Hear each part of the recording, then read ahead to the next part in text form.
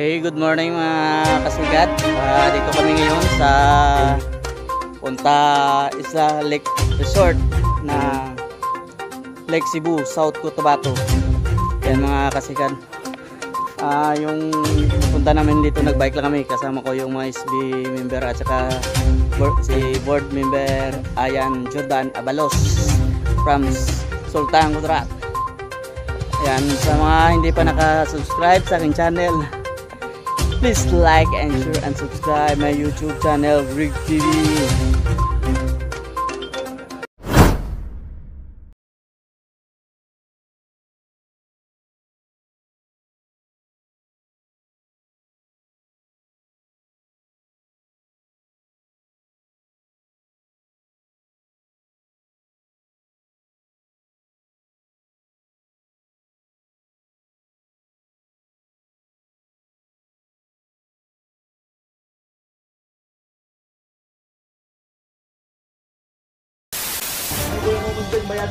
Ayan, ito na si Sir.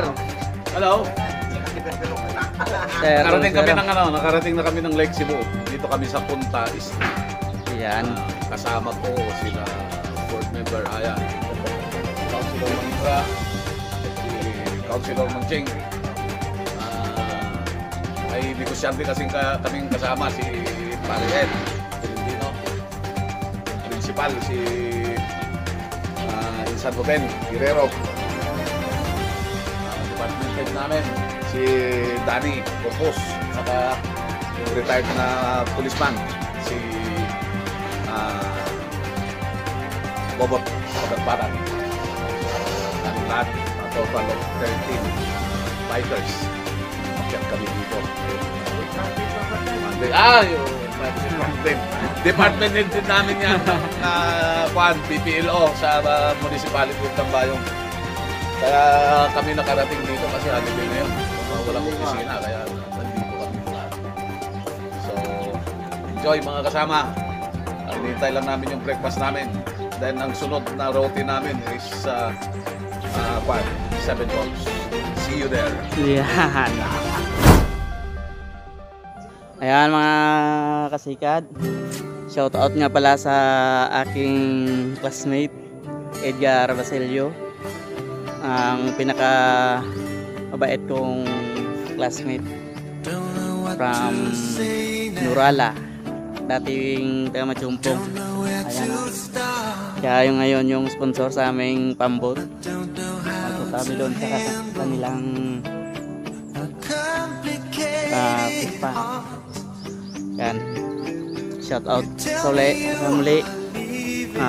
Shout out nga pala kay Edgar Basilio, saka sa misis niya si Jinlen Basilio. Before you throw it all away,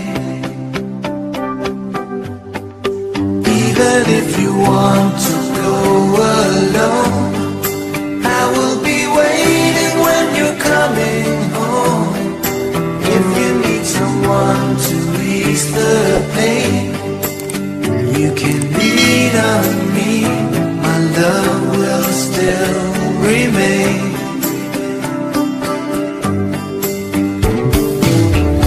Don't know what you're thinking. To me it seems quite tough to hold a conversation when words are not enough. So this is your decision, and there's nothing I can do. I can only say to you,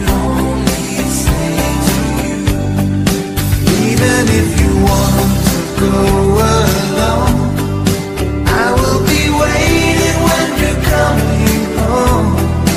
If you need someone to ease the pain,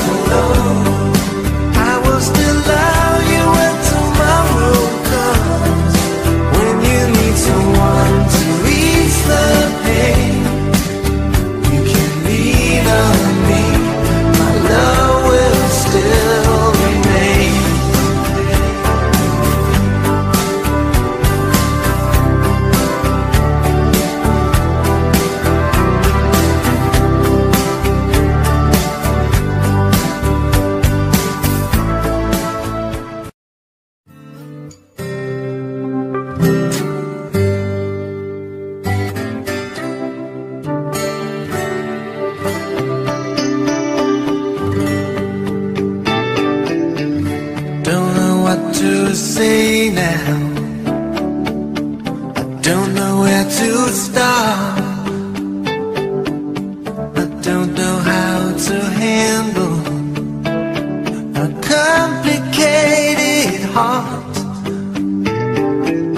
You tell me you are leaving, but I just have to say, before you A few moments later. Magandang umaga. Matanong ko lang yung sa yung komite. Sa aking committee, ang aking committee on agriculture, lahat naman po na ayuda galing sa probinsya, sa nasyonal o sa bayan ng Namayon na ipamimigay na naman natin ng maayos at matiwasay. Yung mga abono, yung mga binhi, yung mga cash assistance, saka yung mga insurance, crop insurance nila na ibibigay na po natin ng maayos. Ngayon na naman, second crop na naman, may darating na naman na mga bini natin saka abono kung kailan darating yun. Kaya ngayon second crop, asahan ninyo na mga magsasaka ng bayan na ito lahat may hatid ko lahat sa inyo, pobre man o mayaman man, may mabibigyan natin lahat ng maayos. Yun lang. Okay, thank you sir. Shout out sa mga Tagalambayong. Shout out Tagalambayong. Yung mga bikers na Tagalambayong, meron kaming mga councilor, isang kwan, apat kami na councilor, isang board member. Kaya hinakahit ko kayo na magsama kayo sa amin dahil nandyan si Ayan Avalos. Matikman naman natin yung mga kanya. Yung mga pamirinda niya, pakain niya. Matikman naman natin ang galing sa probinsya. Ayun lang, kaya atin ko lahat ng mga bikers na magsama sa amin lahat. Yan lang at magandang umaga sa atin lahat. Thank you, thank you.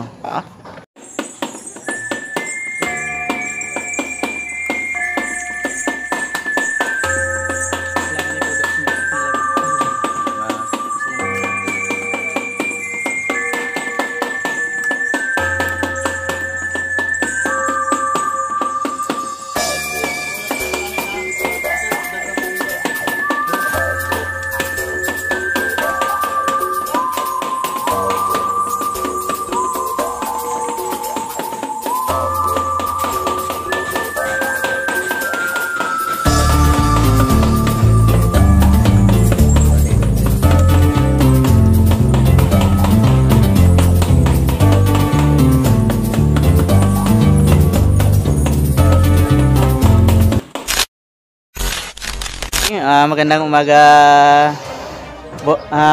SB. Ito po si SB Cap Mangendra na nagbike lang kami galing sa Surala papunta dito sa Lake Cebu, South Cotabato. Ayan, may gusto lang akong itanong kay sir na kung kumusta na yung sa kanyang accomplishment sa administrasyon, kasi siya yung sa ano yun sa peace and order. Peace and order.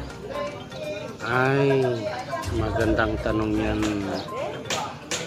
ka-vlog Gregi Calanza. Nandito kami, good morning Punta Isla, Lake Cebu.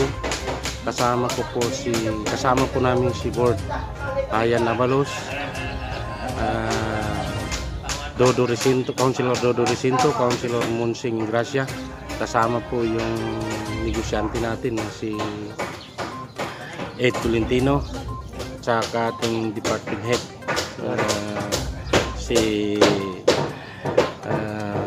Danny Corpus, at saka yung BPLO natin na si Franklin Villamar. Yung principal, yung principal natin na si Sir Robin Guerrero. Retired sir, sino yun? Si Sir retired police Pagatpatan. Tungkol sa tanong mo na accomplishment ng administrasyon, napakarami. Kung isa-isahin natin, napakarami. Una, nandyan po yung katapos na municipal hall ng Namayong. Pangalawa, yung mga concreting roads natin. Tapos Tapos yung palengke, ongoing na po. Ngayon, yung ating mobile hospital, Andiyan na. nandyan na, serbisyo na sa mga barangay-barangay. Nung Monday, August 23, naprobahan ng ginto ng Sangguniang Bayan yung karagdagang pondo para po sa ating health, para po mas lalo pang makapagservisyo ang ating mobile hospital sa ating 27 barangay. Kaya sa pagkakaisa ng ating mahal na mayor, yung Honorable Angel Dumas, sa ating Vice Mayor Honorable Eric Jacinto, at sa lahat ng Sangguniang Bayan ng Lambayo, kaya po nagagawa ang mga accomplishment na inyong tinatanong vlog video. Kaya sa muli, magandang umaga po sa ating lahat. Yun lang po. Maraming Okay. salamat. Thank you ko, sir. Yung shoutout pala sa mga pan natin doon sa Lambayong. Ka-shout out po sa ating mga bikers. Tulad ng sinabi ng ating kasamang si Councilor SB Ingracia, na yanyahan po namin ng lahat ng kabikers po natin sa Lambayong na magsama-sama po tayo kasama ng ating board member para matikman nyo naman yung tunay na banding ng mga councilor at saka ang ating board member Ayan Abalos. Maraming salamat po. Thank you, sir. Mm.